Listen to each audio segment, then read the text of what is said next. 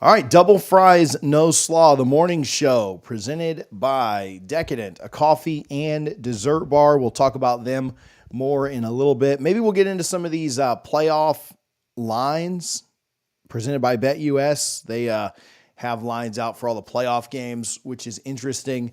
But yeah, let's talk about what you guys want to talk about. The portal craziness that has been going on. Florida State, I think, makes it through day one pretty well. And I'm not anticipating too many massive surprises, although maybe there were a couple of small surprises yesterday. We can talk about that. We can talk about targets. Obviously, Castellanos seems to be the quarterback that Florida State is honing in on. I have some thoughts there. They're not great thoughts. I know we've been pretty positive over the last week or so, but yeah, just gut reaction. I don't love that. But we can talk about that too. We can talk about the portal in general. I think the portal is a little bit asinine right now. Like, I'll just give that take out. While people are getting in here, while some people are starting to click in and we start to get the numbers up, the portal is, I think it's kind of dumb. I don't think the fact the portal exists is dumb. I just think the portal in its current status, where you've got like my timeline yesterday, like the entire thing was, I mean, you can't even keep up with it. You know, do you even really know who's in, who's not in, who you're targeting, like, it is complete madness. And the numbers are outrageous. Obviously, more guys entered yesterday than ever have on one day. It is just an absolute circus. And the guys that are entering every single, like for the Florida State guys that enter the portal outside of Duke Cooper, like, it's all their first time jumping in. And so that's fine, right? You want to go to a new place. You want to get to I guess Deuce Spann is a little different too, but he did spend 2 years at Florida State. But, for, Byron Turner or Julian Armella or Destin Hill or Omar Grant, guys that are just jumping in for the first time, fine. You want to go to a new school, go to a new school. The guys out in like Southern Cal, like Bear Alexander, that now has been in the portal like 17 times and has only been in college 3 times. This is asinine. And there's got to be some kind of limit put on this, right? Guys want to transfer once, maybe twice. I don't know. It's just absolute insanity. And I don't know what the perfect fix is, but I do think if you just put on, you get one free transfer, and then on your second transfer, you got to sit out a year. Take away the waivers. Take away listen, hard things happen. Take away the waivers. Take away all that stuff. Just listen, you get one free transfer. Like, we got to back this off. Just in general, I know we'll talk more Florida State in a minute, but I wanted to get some people in here, it is absolutely asinine. Like, it is so stupid. And, yeah, I don't know.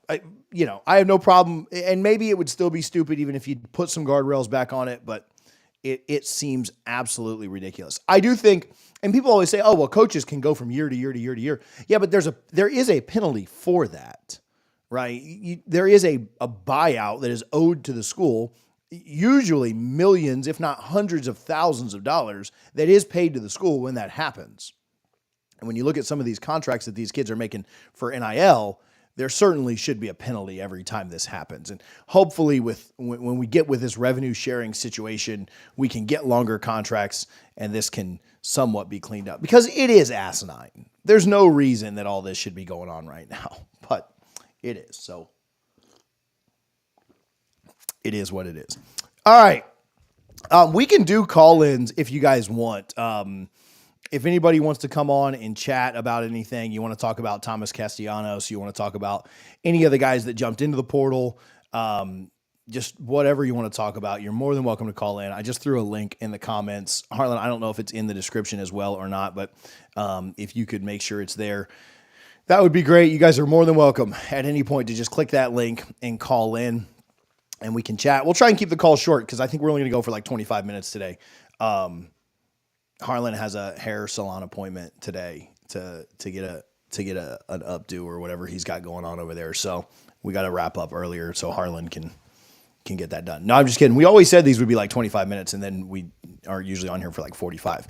Hey, all right. So let's talk a little bit about the portal. Appreciate Decadent Coffee, a coffee and dessert bar for their support and partnership. We shout them out every week, but Fulton, Maryland, Modesto, California, and Warner Robins, Georgia. If you're anywhere near any of those locations, a new one coming in Florida that is literally being built as we speak. I've seen some of the stuff inside of it. Pretty excited for that. Get over there and check them out. Maybe we'll do a live show from there. That'd be a lot of fun. But make sure you're supporting Decadent Coffee if you're anywhere near them. Were you surprised by some of the guys that jumped in yesterday? Did Omar Graham and Destin Hill surprise you a little bit? Nobody else really surprised me much, but the Omar Graham stuff is interesting. Not like in a bad way, not in a, oh my gosh, I can't believe you would ever leave. I think people got pretty excited because of how bad the linebacker play has been at Florida State for a while. I think they got pretty excited seeing Omar Graham like actually come in and make some plays. And he was certainly your most improved player. Is that fair? Most improved player for the entire year? Like, I'm just trying to think if anybody else, like one singular player, could even be close to that. Nobody on O-line, nobody at running back, nobody at wide receiver. I mean, Luke from day one, but he didn't start day one. Nobody at DB started out that. Yeah, he was your best player, your most improved player from game 1 to game 12. Some of that has to do with the fact that his Georgia Tech game was probably one of the worst Florida State games I've ever seen any singular player play ever. We were very critical. I was very critical in a drunken rage in Dublin, talking about how they needed to cut him and not play him anymore, and certainly was very displeased with the level of linebacker play that he had in that game. And then he got a lot better. He certainly did. All that said, just being a very, very improved player, and this is not a shot at Omar Graham. I hope he goes, I heard he's visiting Nebraska. I hope he goes up there and balls out. But Florida State can still do better if we're keeping it honest, right? Could he have eventually in 2 years been I don't know. I don't know that he'd ever have gotten up to like a Kalen level of player, but certainly he improved a ton. And certainly it's still true that Florida State can do better at that position than Omar Graham, right? And that's not a shot. I'm not trying to be a jerk. Look where he's going to land. And that's usually a pretty good indicator. He's not landing at Bama or Ohio State or Georgia or Oregon. I think Nebraska's a fine program that's about to get decimated by us in the portal defensively. And, if that's the trade that we have to have for Knighton and Tony White and some of the defensive players that I think we'll take from them, then that's a fine trade. So I'm not super upset with that. I would have liked Omar Graham for depth. I don't know that he was going to be a massive impact player in 2025. So that one was a surprise, but I don't think super bad or anything. Destin Hill's probably the one that maybe hurts people's hearts the most, just because you waited so long for him to get here. What's your thought about the Destin Hill one? Let me take a sip of coffee, and then I want to read what you guys think about Destin Hill leaving. Don't have a huge issue there either, just for what it's worth. I think we all always kind of wanted to see the Destin Hill breakout, and you almost wanted it for him more personally than anything else, because Florida State did wait 2 years for him to get on campus. And then, as a true freshman with a loaded roster, you weren't really expecting much from him in 2023. And then obviously 24, he gets hurt. I had kind of heard some rumblings that he might be looking to leave before last year even happened. The injury probably put any serious, you're not transferring with do you have a torn ACL? You're not transferring when that happens. And so he probably stuck around another year, because where are you going to go? What are you going to do? You might as well stay on scholarship. So I would have loved for Destin to come in and work out. Obviously, it would have been a cool story. Norvell believed in him, still gave him his shot. He still got 2 years on scholarship here. All good. But how explosive was he going to be coming off the injury? Florida State has some young receivers that they really like in bringing in both, Boggs this year and Moore and McCoy last year. Obviously, Gibson's in that room as well. I expect him to be active in the portal. All those things considered, I'm not telling it, Hakeem, coming back. I'm not telling you that Destin couldn't have made an impact. I just don't know that it's a huge loss outside of maybe emotionally. Emotionally, you really wanted to see him come in and work out. I don't know that that's one that you're like sweating, oh my God, what are we going to do without Destin Hill this year? I'm interested to see where he lands too. Coming off the injury, is he going somewhere? Just you can usually tell, and the Knowles 247 guys do a much better job of tracking this. I don't have the time or effort or even really the care, but they do a pretty good job of breaking down like where Florida State's transfer candidates ended up and how productive they were. And guys that transfer away from Florida State, and let's be fair, some of this is because Florida State hasn't recruited especially well. And so we don't just have insane depth like Georgia that's leaving to go other places and do really well. But Florida State's transfers don't typically go out and just absolutely ball out somewhere else in the next year, right?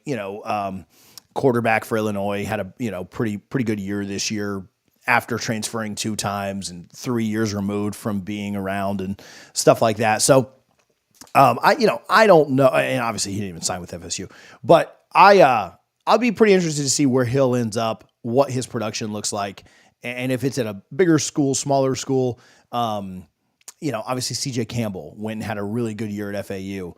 And now it looks like where's he end up? Obviously Florida State offered there, but, guys don't really transfer out and ball out. And not that I don't want them to go out and have successful careers, but Florida State, a lot of times on their transfers out, comes out on the better end of that. Bless Harris is maybe an exception to that. Corey Durden had a good little run at NC State. There's some guys that have done fairly well. It's not usually an insane takeoff. Trayshawn Ward is one that certainly did, but I think you are fine with the way that Florida State's running back room looked in 23. So, hey, let's get Ricky on real quick, Harlan. Ricky, I appreciate you jumping in. 200 people in here so far on a morning show, 9 a.m. on a Tuesday. If you're in here watching, make sure you hit the subscribe button. We certainly do appreciate you guys that took some time to chat with us and hang out this morning. Ricky, how's it going? Good. How you doing today? I'm good, man. What's on your mind? What do you think about this week?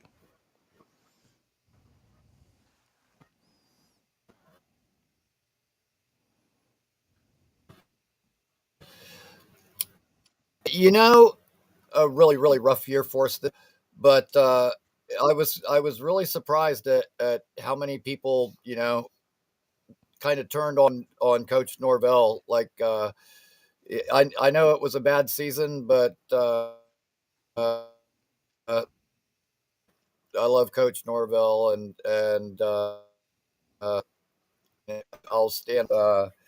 He's an awesome coach, and uh, you know, I've been lucky enough to have several Mike Norvell products go onto my pro team later on, and so I mentioned linebacker, but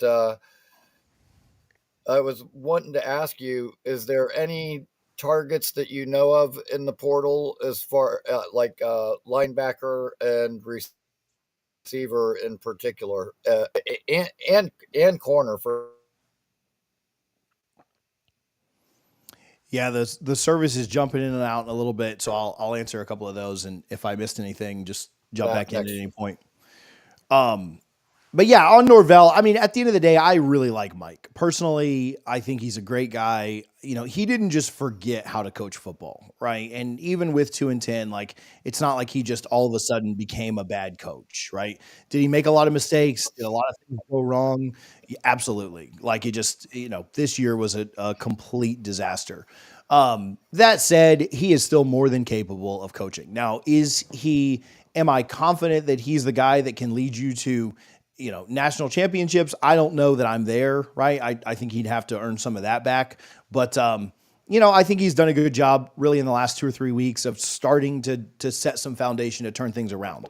I don't think I'm convinced that everything is fixed or anything like that. But I do think that, benefit of the doubt would say that he's not a bad coach. And there's a lot of frustration in a 2-10 season, and a season that until the second to last week you only had one win. And so I understand both sides, right? Let's kind of see. I think he has earned the right, and fortunately for his contract's sake, has earned the right on that side too to try and figure it out and try and prove things right. If we cannot turn things around, obviously he won't be here super long. On defense at linebacker. What's the name? The name is kind of weird, and don't yell at me if I pronounce this right, or wrong. But I think there's a couple of guys at Nebraska. I won't, you know, on that haven't jumped in the portal just yet. So I won't. There's a couple of guys on Nebraska's roster. We'll just say they're from the state of Florida. That it wouldn't surprise me at all if they hopped in the portal and Florida State went after him. I think the Makai Gabor. I don't know if I'm saying that right. Gbayor. Jumped in the portal, plans to enter the transfer portal is kind of the last thing I've seen. I know he's visiting Wisconsin. That wouldn't be one that surprises me at all if Florida State was pretty active with and, paid up pretty well for. I know that he's considering Nebraska. I think that Georgia Tech and Oklahoma State are involved there. I think Missouri is involved there. So that's a kid that I think could certainly be on Florida State's radar, and we'll see if they can get him in for a visit. I haven't seen anything reported about a visit there. Harlan, I don't know if you've seen anything there or if you can just kind of search there. But that's the name that's kind of been whispered to me as somebody that they'll probably target, probably go after. But, some other visits already kind of on the books, and I don't have anything on Florida State just yet. Oklahoma State, Wisconsin, South Carolina, Indiana, there's all kind of stuff being set up there. But that's a name that's been whispered to me. I think there are others on Nebraska's roster that, younger kids, Florida kids that could reunite back here. I think obviously having the Nebraska coaches is a big help. Wide receiver, don't they have a visit set up with again, there's so many guys, the 6'4", wide receiver that is that's set up for a visit. Is it this week that they're looking at him again? Maybe I should have done a little more work on the. Yeah, we've reached out and had contact, but I don't know that anything is set up. The 6'4" wide receiver Reggie Virgil from Miami of Ohio. Obviously, like the size there, but I'm not going to pretend to have broken down his film or have any kind of insight on how good he can be or what. I do think that size is important at wide receiver and something that we did well with, and probably something that you need with the way that Mike schemes up, kind of routes, and I don't know really what Gus's plan for that is, but I think they'll be pretty active at wide receiver too. It wouldn't surprise me if they brought in at least 2 wide receiver transfers. But it does sound like that's one of them, the Miami of Ohio kid. I don't know that they're going to be, I mean, just being very frank with, we can talk about Castellanos too. I don't know that they're going to be in the running for, you look at that kid that's leaving Georgia Tech, probably the best wide receiver in the portal, already kind of looking at Auburn and Ole Miss and having visits set up there. And then Georgia, it seems like the third school. I don't know.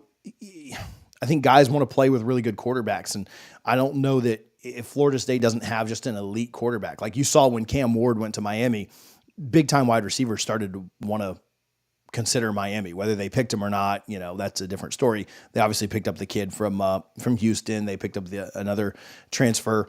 I think that Florida State getting a transfer quarterback and wide receivers having confidence in that transfer quarterback is going to be important for pulling in really good wide receivers. Now, at the same time, you can pull in guys that are maybe, a Johnny Wilson that maybe isn't as well known, but you're able to develop pretty well or whatever. That certainly exists.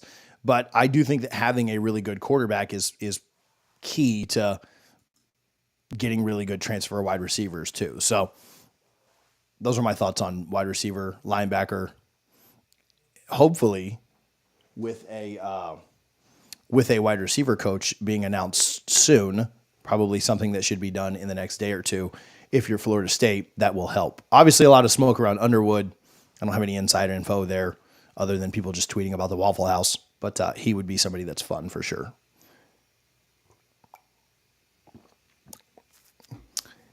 What else you guys got? Let me look through some of these comments real quick. Let's see here. Air Noland.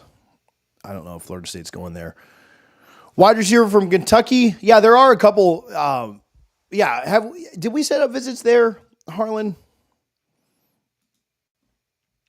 I know that we've reached out and had contact with a couple, but there definitely are some what Clay Fink, who we're actually going to get on a little bit later today for those watching, and so make sure you're subscribed to talk about Coach Hand, the offensive line coach. There are some wide receivers that are pretty intriguing too. Again, I think you're so on Castellanos, let's talk about that real quick. On Castellanos, I do think that, again, you're going to have to prove to people that, I mean, okay, so last year you took DJU, right? And I don't know how many wide receivers were really just jumping at the chance to play with DJ Uiagalelei, right? I mean, let's just call a spade. Like, you didn't really get elite talent out of the portal. I know you got Benson, but you didn't really get elite talent out of the portal because I don't think guys really cared to play there. Is Thomas Castellanos a guy that is going to inspire people to come and play wide receiver at Florida State? I mean, let's be honest. Is Luke Kromenhoek, is Brock Glenn? I mean, we might like those guys. We might think that they have a good future. Whatever. You can have your own personal thoughts. But I do think that that's probably something that's important in attracting wide receiver talent, is who the quarterback is that they're going to play for. Let's be very honest. As much as we all hate them, Florida's got a pretty good situation to sell at quarterback. And I don't think Lagway set the world on fire by any means this year, but I do think that they've got a little bit of hope and promise in a future with their quarterback. And I think that's something that you can certainly sell around if you're a UF. I don't know that Florida State's in that same situation. I do think, so on Castellanos, I worry a little bit about his turnovers. Obviously, he's played at this level. I think he can be serviceable. I think it's probably a red flag for two reasons to me. And, and Ricky, no worries. I appreciate you jumping on. You're more than welcome at any time. But you took a quarterback last year that had struggled with some ups and downs, and no quarterback is a sure thing. And just because DJU came in and didn't work out doesn't necessarily mean that Castellanos is going to come in and not work out, right? There's a chance that he could come in and certainly be fine for you, right? Maybe in a new offense, maybe doing what Gus wants to do. Maybe he ends up being fine. I don't know, right? I'm not going to say that there's no chance he works out. But you took a quarterback last year that had transferred a couple of times and had some struggles, maybe even a little bit different though, because DJ was coming off his best year at Oregon State, so you kind of thought you were getting a little bit more. Castellanos was coming off a pretty rough year where he got benched for a freshman. And then not only did you have the on-the-field stuff, the off-the-field stuff is there too. And I've got some real questions around him quitting on his team.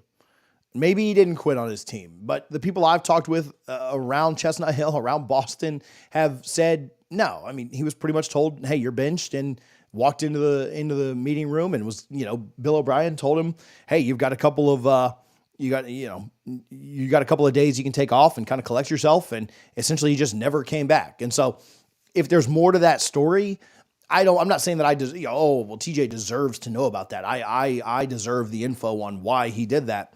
But I do think it's a red flag. At the end of the day, perception is reality.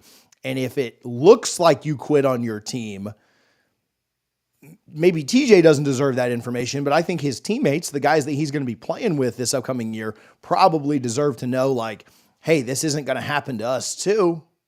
I think that's a pretty valid concern. I'm not saying, I deserve to know the truth, or I deserve to know his side of the story, but everybody that just is looking at the situation understands he was benched and then didn't show up the last 3 weeks of the year. And without more information, that's just not a good look. I don't know how else to say that. I'm not dogging the kid. I know everybody has their sides of the story. I know that there's probably more at play than just what I've said. But at the end of the day, perception is reality. And until that perception changes, the perception is that he quit on his team. And Florida State in 2024 had a bunch of good players that were very about themselves. And I don't know that bringing that into the locker room is what's best for Florida State. Now, at the end of the day, it's not my job on the line. It's not me that has to answer to any of that. It's not me that has to figure that stuff out. And so if Mike Norvell and Gus Malzahn and this program thinks that this transfer is what's best for them, then that's going to have to be their decision. High risk, high reward, I feel like, right? Could work out great. Could work out terribly.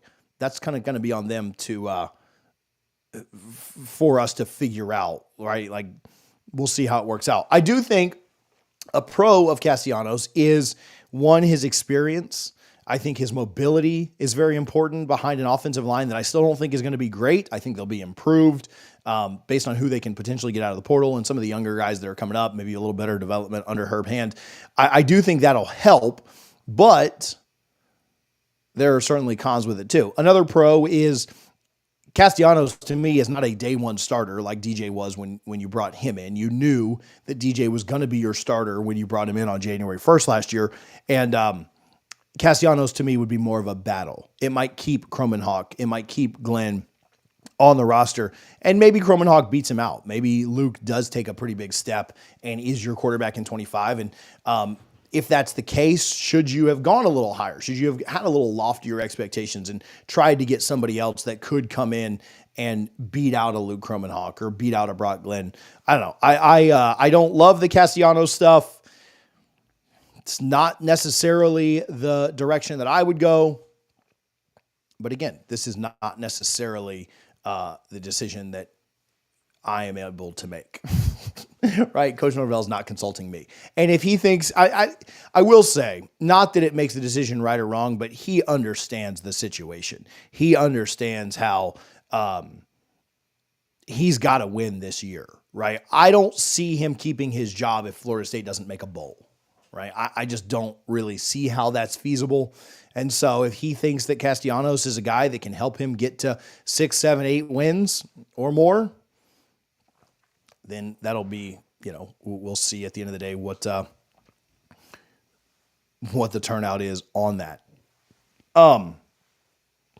Try the link. Yeah, it could be the program. I don't know. It could just be a bad morning for the link. So sorry that's not working as well. We need to find a little bit better way to do that, but that's what our software kind of provides us at this point. Hey, real quick, I want to tell you guys who I think is winning these playoff games. I know this is not, Florida State specific, but if you do bet on any of the games, make sure you're using YouTube 150 over at BetUS. You get 150% sign up bonus on your first deposit, 125% on your next two, all of that up to $2,000. We appreciate BetUS for their support.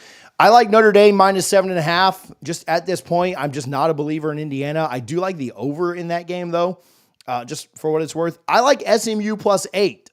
I don't know that I'm calling on an SMU upset just yet, but I do like SMU plus 8. Clemson plus 11. Listen, I'm not trying to jump on the Clemson train, and I don't know what you guys' thoughts are on the ACC teams in this. Both of them, obviously, big dogs in the games at neutral sites, but I kind of like Clemson plus 11. I'm not sold on Texas. Now, Texas will win by 30 because I'm hyping Clemson up right now, but I'm not sold on Texas. I think they played a really bad SEC schedule. They did beat A&M. Congratulations. They couldn't beat Georgia's backup. And obviously the other time that Georgia did have their starter the whole game, they got blown out and the game wasn't even as close as the 15-point final score. And then I like Ohio State minus 7.5. I do think that I kind of like Tennessee, and they've been fun to root for this year. Not root for, but they've been fun to watch this year. I just don't think Tennessee is that good. So those are my 4 picks against the spread. This is early, subject to change, but give me Ohio State, Clemson, SMU, and Notre Dame. I'll probably go 0 for 4 there just because I said that. But again, all those lines over on BetUS right now, if you'd like. I do like the Liberty. Okay, yeah, good comment, Van Life. I do like the Liberty quarterback more. That's not just because I'm a Liberty alum, and I'll say this, Caden Salter stunk this year. He was bad. I don't know how much of you guys watched Liberty. I watched every single game that Liberty played this year. As a Liberty alum, I watched them as much as I can. They were on TV every game this year. They played a lot of weeknight games, which was a lot of fun. He was really good in 23. He stunk this year. He was not good. It stunk is me. I'm not trying to be a jerk. He has shown that he can be really good, though. I didn't think Salter was very good this year.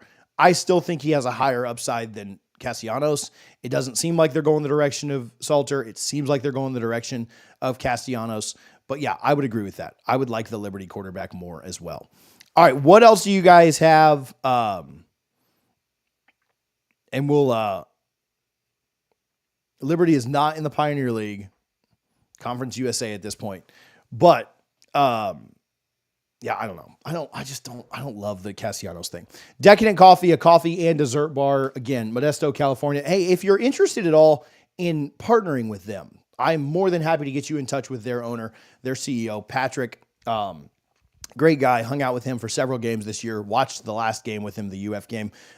If you would like to partner with them or just get more information on that, you can shoot me a message on social media or an email, tj@doublefriesnoslaw.com, and I'm happy to hook you up with them.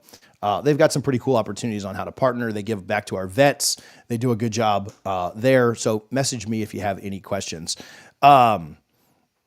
It's not as simple or as easy as just picking the quarterback you want. No, I agree with that. Yeah, you've got to take who's available. And I'll say this. That's a great point. Who said that? Let me give some love real quick. Chris. I think with Herb Hand, which we're going to do a video later in the day with Clay Fink of 247 about Herb Hand specifically. We haven't done an offensive line video yet. But I think with Herb Hand, you could have had Herb Hand the same day you had Gus Malzahn. Like, you could have gotten Herb Hand immediately. And what I think Florida State tried to do, what I think Mike Norvell tried to do, is he tried to get the best possible option there. And I don't think he thought that Herb Hand was the best option for the job. Let's just be very frank. I'm not trying to be a jerk on that. I'm not trying to dog our coach or anything like that. I think he probably viewed him as option B or C, right? Second or third best option. And he tried to go out and get the best option available and wasn't able to do that. And then once he wasn't able to get, whether that was Bloomgren or just whomever he wanted, he said, okay, well, Herb Hand is maybe our second or third best option. We'll go with Hand. And that might be the same situation with Castellanos, right? It might be, hey, we'd really like this guy, then we'd really like this guy, and then our third best option would be Castellanos. And so we're going to take the time and we're going to take our third option or our second option. Maybe we'd really like this guy or that guy, but those guys aren't as attainable. And so, Chris, you're exactly right. Like, are they, is it just an absolute slam dunk that you can get anybody you want in the portal? Absolutely not. Florida State probably not in a position to just pick up anyone that they want in the portal. You also just don't know who's going to be available. And so you kind of have to balance taking who you can get and trying to get the best available quarterback. It's not just, hey, this guy's number one rated, sign him up, right? He's in. Obviously, NIL plays into that. Does the kid even care to come to your school? Has he jumped in the portal yet? There were whispers of some Big 12 quarterbacks jumping in the portal, and I haven't seen that happen yet. I haven't seen an Avery Johnson jump in. I haven't seen a Jalen Daniels jump in yet. And so, yeah, would you like those guys? Sure. They're not even in the portal, right? So I would hope that Florida State doesn't just take Castellanos' commitment on Thursday when his visit is done. I would hope that they're somewhat open to seeing who else may jump in. But as you saw with DJ last year, the longer you wait, the higher the price goes up. And so you paid, I don't know, I think like $800,000 for DJ Uiagalelei. Whereas if you'd have gotten him earlier and taken his commitment in mid-December, maybe you only pay $500,000 for him, right? And you have that $300,000 to go somewhere else. I don't know. Like, that's not a perfect, it still wouldn't have worked out. Just him, spending a little less money wouldn't have just all of a sudden made that a good take.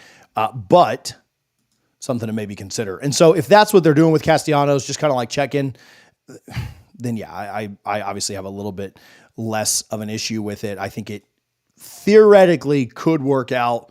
I don't think it's a slam dunk that it works out just yet, but I don't have a huge issue with them, bringing him on a visit, seeing what happens. And again, if we like to think, oh, it's Florida State, like just take whoever you want. But you're right, Chris. It's not as easy as just, oh, give me this guy or give me that guy. Tony, let me get you in here, Tony, and then we'll wrap up here in just a moment. But Tony, I think you're on mute. So if you come off mute, man, how you doing, bud? Hey, what's up, man? Can you hear me? Yeah, I'm good. How you doing, bud? Yeah, good. Awesome, man. Man, I'm gonna fall off that topic of the quarterback. I think we've got a room with guys we can work with. You've got, Luke. I really like Trevor. Trevor just needs to be developed, but I think we need to go out there and really bring in superstar offensive linemen, bring some superstar linebackers, and start building from there. I mean, going back to a quarterback and throwing all this money to him like it's, like we did with DJ, it's not going to work. I mean, look at what happened around him. I mean, literally every single position is needs a lot of help, and if you don't win in the trenches, I mean, it's just not going to work. You know? I agree with you completely. I think that at the end of the day, if Florida State doesn't upgrade their offensive line, they're probably going to go 4-8. Um, and if they do upgrade their offensive line to just be serviceable, like I'm talking not even like great, but just above average, like call it like the 50th best offensive line in the country, somewhere around there. Um, if they can do that, then whether it's Castellanos or Luke or Brock or me or you, they'll win 6-7 games, right? To me, the offensive line, we do, because it's the quarterback position, we make such a big deal about it. And it is a big deal. I'm not trying to minimize that quarterback is not important, but it doesn't matter who the quarterback is. Upgrading the offensive line is probably worth like 3 wins to me, right? It doesn't matter if it's Thomas or Luke or Brock. Bad offensive line, 4-8. A decent offensive line or average, 7-5. Like that, to me, that's the way I'm looking at this year, because I do think there's talent at other places on the roster. And if you just had an average offensive line, you probably beat Georgia Tech. You probably beat Boston College. You probably beat Duke. You probably sneak one more win in there somewhere, and you get to a bowl game, right? And so to me, that's a much bigger issue. And so you're spot on, right? We make a huge deal out of quarterback because that's the guy that touches the ball every play. Offensive line is what has to be improved this year. Yeah, I think bringing in Castellanos is just sending a message to the locker room, more like, Tate Rodemaker did the same thing. His dad saw that they were talking to DJ, and he says, "Hey, man, it's time to get out of here. You're not going to play." You know, and I think Tate would have given us a little bit of a better option this year. But but yeah, I think offensive line, linebackers for sure, and then start recruiting some of that D lines like he's done already, which is awesome. I mean, he's gotten some good D linemen that we can develop, and you finally got some names as your assistants, and you've got names that have done some work, some proven names, and let's see what happens, man. 2025, Yeah. first game Alabama at home. I mean, It's going to be a fun one. Do you, I will say this on Castellanos. Yeah, I'm in agreement with you. I don't love it. It's not, listen, I'm not trying to like dog Norvell, and I'm not firing him over a quarterback take. At the end of the day, this is his job and his program to try and figure it out. The thing I do like more about Castellanos than DJ is that I don't think he would come in and be guaranteed the start. And I think there's a decent chance that Luke could beat him out, or Brock, or just to whomever, right? And so I think that would be good. My question, though, is if we get through spring and it's pretty clear that Luke is going to be, not that I think Norvell would announce a starter unless it was just a massive gap. If we get to spring, if we get to fall and Luke's the starter or Brock's the starter, whoever, is Castellanos even stay? Like, does he even stick around at this point, or does he just take the year and transfer again next year, right? And so if that happens, what was the point of bringing him in, right? Obviously, you want the competition. Maybe that, a competition helps elevate things at times. But that's where some concerns are with me. But I do think it's a positive that I don't think he would sign and then Mike Norvell say, "This is our starter, this is our guy." I do think there would be a competition, which again is a pro. But if Luke ends up winning the job out anyway, should you have gone out and got a better guy that could have maybe beat Luke out or helped your room even more? So I don't know. I've got mixed emotions on it, but it's a weird situation because look what college football has turned into. Hey, bring this guy in. Let's bring this guy in. Before it was like, hey, you developed what you had, and this is the guy behind this guy, and so on and so on. Now it's like, let's bring in this guy. Like, I don't know. I think it would shake up the locker room once again.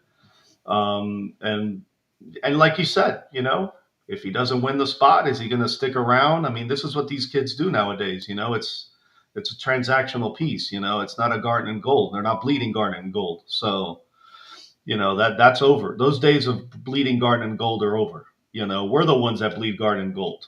not these guys. They bleed green and they need to be treated as such. So do you bring in something that's going to be productive for work, or do you bring something that's going to be a distraction? It's a gamble. It's a gamble for Novell for sure. So Yeah, I agree with that 100%. Listen, I was really wrong about this team this year. I could be really wrong about Castellanos. He yeah, could come in and be great, but I do think you're right. It's a pretty big gamble, and it has a high potential of going sideways, of not working out. And yeah, maybe Norvell's in a spot where he doesn't have his options are like, Doug, we got to take some gambles. We went 2-10. If that's the way he views it, then that's ultimately his call to make. I don't love it personally. I also don't have all the facts. I don't pretend to be the quarterback evaluator that he is. There are some ways that this could certainly work out. So I don't want to say, oh, Mike Norvell's an idiot if he does this. But again, I think there's a lot of risk to it. And you're right. I mean, you're exactly right in the fact that it's a gamble. And I hope it works out. I'm just not super confident. Maybe I'm jaded by the fact of DJU. yeah, Maybe I'm jaded by the season, all this stuff. But it just doesn't. I mean, this kid did get benched for a freshman this year, right? yeah. And Exactly. Yeah, that's if that's he'd what have, I'm saying. So if he'd have yeah, balled out and had 35 touchdowns and 4 picks, there would be some yeah, ways to be like, hey, yeah, go get this guy. yeah. That's not what we're doing though. That's very different. I know. O line for sure, and linebackers. I mean, you want to go after somebody that you think it's more of a guaranteed. You got to go after the trenches, man. And we had none. I mean, Travis. Jordan Travis was running for his life. That last year that we went undefeated. And we knew there were issues there. It was just him, pure talent. But this year, my God, it was non-existent. The offense was literally non-existent. I've never seen anything so bad. Yeah. So, but it starts off in the trenches, and you can build from there. I mean, we got talent. They just got to be able to do things. So, but thank Yeah. you, man, very much. So, Tony, I appreciate you, buddy. thank you, bud. Go Knowles. Go Knowles. Yeah, a couple of people asked about quarterbacks in the portal. I have no clue if Florida State has any contact or any interest, but I do like the Mateer guy from Washington State. I also like Mensa from Tulane. I think there are better quarterbacks out there. Is Florida State in a position to pull some of those guys? I don't know. I know that Mateer was somebody that was talked about with Oklahoma. I don't know if that's going to come through or not. Mensa, I saw, is taking a visit to Duke. I don't know. Sometimes those lower level quarterbacks jumping up don't work out. But again, I don't love Castellanos. If he comes in, I'm going to support him, and I'm going to hope that he plays as well as he can, and then hope that Luke beats him out because I like Luke a lot too. So. All right. Hey, I appreciate you guys for tuning in. Got up over 300 today. Make sure you're subscribed. We do have a video coming out later today with Clay Fink. It'll probably come out 5 or 6 o'clock. So make sure you're subscribed so you don't miss that. It'll be on Herb Hand. Some people asking about just thoughts on some of the assistant hires. I like most of the assistant hires a lot. I'm not going to pretend to have a wealth of knowledge on the safeties coach that we hired. But I do like what we've done coaching wise. And so make sure you're subscribed so you don't miss that. Again, 5, 6 o'clock. I think we're recording at 4. So it'll just kind of be how quickly I can get that out afterward. You don't want to miss that when it comes out later today. Again, appreciate Decadent, a coffee and dessert bar, for their support. BetUS, those lines that we talked about earlier. A lot more to go down, a lot more to happen. Maybe we'll move these lives to twice a week because the portal is so crazy here in December. But appreciate you guys. Really good numbers for a Tuesday morning. We're going to do this every Tuesday morning at 9 a.m. So if you're in here talking, these are fun. These are really interactive. We love call-ins. We love the comments. Didn't get as many comments today and still went 45 minutes, though we say these are going to be a 20, 25-minute thing. They never are. But make sure you're subscribed. Make sure you're here every Tuesday morning. Set a reminder so that you don't miss it. We appreciate you guys, as always, for your support, tuning in. Hey, it's a 2-10 season, and we still are going to have like 4,000 or 5,000 people watch this thing here on a Tuesday morning. So shout out to FSU fans that never give up the hope. But appreciate you guys, as always. We'll talk to you soon. Go Noles.